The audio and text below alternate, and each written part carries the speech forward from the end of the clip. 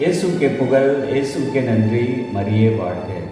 பொதுக்காலத்தின் 13ஆம் மாதம். அன்புமிகு இறைமக்களே, இந்த ஞாயிற்றுக்கிழமை ஆண்டவரை தொடுவோம், நலம் பெறுவோம். தொடுதல் என்பது 2 விதமான தொடுதல். நான் மட்டும் பிறரை தொட்டால் போதாது, பிறரும் என்னை முழுமையான அன்போடு தொட வேண்டும். இந்த தொடுதல் என்பது இது ஒரு சமூக மாற்றத்திற்கான ஒரு அழைப்பை கூட கொடுக்கின்றது. இந்த தொடுதல் என்பது ஒரு உறவின் மாற்றத்திற்கான ஒரு அழைப்பை கூட கொடுக்கின்றது.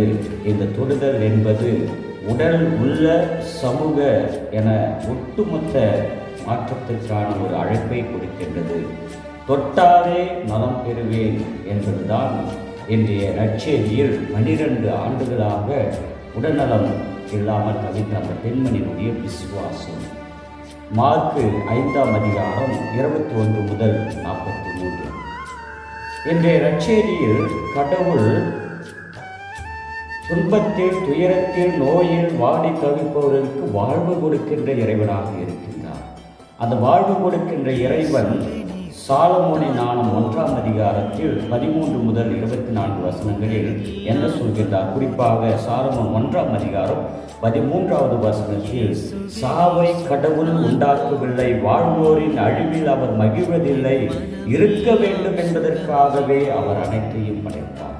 இந்த உலகத்தில் அனைத்தையும் அழிப்பதற்காக அல்ல, இருக்க வேண்டும், வாழ வேண்டும். அந்த வாழ்தல் என்பது நலமோடும் வளமோடும் வாழ வேண்டும்.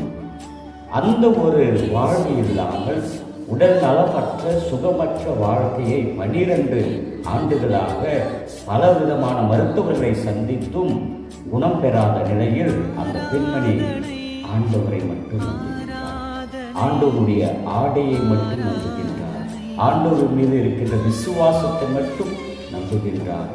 ஆண்டவர் இயேசு கிறிஸ்துவை நான் தொடுவேன், சுகம் பெறுவேன் என்ற நம்பிக்கையோடு ஆண்டவருடைய ஆடையை தொடுகின்றார், நலம் பெறுகின்றார். எத்தனையோ பேர் இயேசுவை தொட்டார்கள், ஆனால் இவர் மட்டும்தான் குணமடைந்தார். ஏனென்றால் இயேசு அனைவரையும் அந்த கூட்டத்தில் தொட்டுக் கொண்டிருந்தார். தன்னுடைய இறை வார்த்தையின் வழியாக தொட்டுக் கொண்டிருந்தார். தன்னுடைய இறை பிரசரத்தின் வழியாக தொட்டுக் கொண்டிருந்தார். ஆனால் அங்கிருந்தவர்கள் யாரும் இயேசுவால் தொடப்படவில்லை, தொட அனுமதிக்கப்படவில்லை.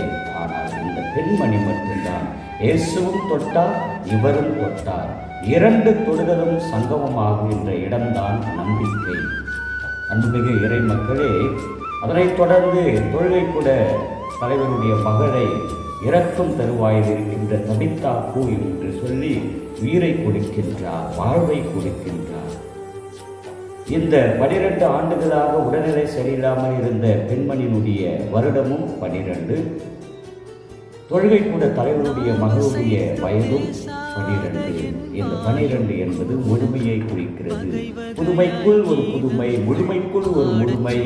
விசுவாசத்தில் நாம் முழுமை பெற வேண்டும் என்ற ஒரு அழைப்பை நமக்கு கொடுக்கிறது. அதைத்தான் பவுலடியார் 2 கொரிந்தியர் 8ஆம் அதிகாரம் 7 முதல் 15 வசனங்களில், நம்பிக்கையில் நாளுக்கு நாள் வளருங்கள், முழுமையை நோக்கிய ஒரு நம்பிக்கையாக இருக்க வேண்டும், முழுமையை நோக்கிய ஒரு சுகம் பெறுகின்ற நிகழ்வாக நமது வாழ்வு அமைய இந்த நேரத்தை நாம் ஒன்றாகவும் ஜெபிப்போமாக. என்றும் வாழும் எல்லாம் வல்ல இறைவா, எங்கள் வாழ்க்கையில் நீர் எப்பொழுதும் இறைவார்த்தையின் வழியாக, தெய்வீக நற்கருணையின் வழியாக தொட்டுக்கொண்டே இருக்கின்றீர்.